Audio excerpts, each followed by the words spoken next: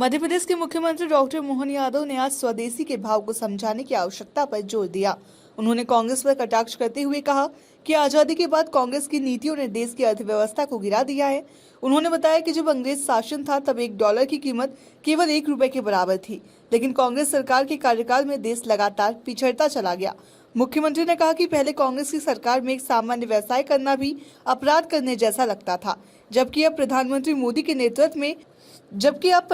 नरेंद्र मोदी के नेतृत्व में पारदर्शिता और जवाबदेही के साथ देश मजबूत और सशक्त हो रहा है। भोपाल गैस कांड का जिक्र करते हुए मोहन यादव ने कहा कि पहले भोपाल की पहचान केवल गैस कांड से थी, लेकिन अब शहर की पहचान GIS के माध्यम से विकसित हुई है। उन्होंने कहा कि देश में बने उत्पादों को ही प्राथमिकता देकर खरीदे और देश के नागरिकों को स्वावलंबी बनाए और युवाओं को रोजगार का अवसर बढ़ाए। आप ये अपनी स्वदेशी के भाव को हमारे आर्थिक व्यवस्था के माननीय प्रधानमंत्री जी के आग्रह को शैलेंद्र जी हम देखें, देश आजाद हो रहा है 1947 में, और देश की आजादी के समय हमारे रुपया जब अपनी तो मुद्रा वही थी, मुद्रा में कोई अंतर नहीं।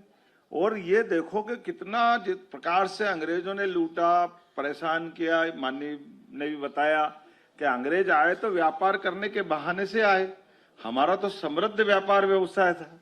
हमारे यहाँ पे कल कारखाने से लगा करके लघु कुटीर उद्योगों के लिए हमारे उनके कपड़े जब आए तो उनके कपड़े को हंसते थे लोग कि ये कपड़े इनको लेगा कोई, तो उनने अपने कपड़े चलाने के लिए मलमल वालों के अंगूठे कटवा दिए। 10,000 लोगों के ढाका की मलमल के अंगूठे से जो वो बनाने का काम करते थे।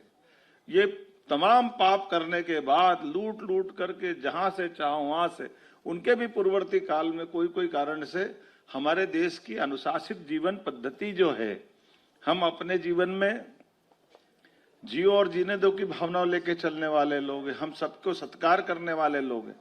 हम सेना से सेना को लड़ते देखने वाले लोग हैं। व्यापारी लोग करने वाले। हमने ये परंपरा पाली, तो जो बाहर से आए उनको इसकी आदत नहीं थी और उनने इसका दुरुपयोग किया।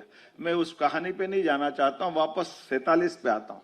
जब अंग्रेज गए तब भी हमारे देश पे विदेशी कर्ज छोड़ के नहीं गए थे। ₹1 और $1, पहले पाउंड था फिर डॉलर, आप खोल के देखना दोनों बराबर था। ₹1 का $1, ये पाप चालू किया कांग्रेस के समय से।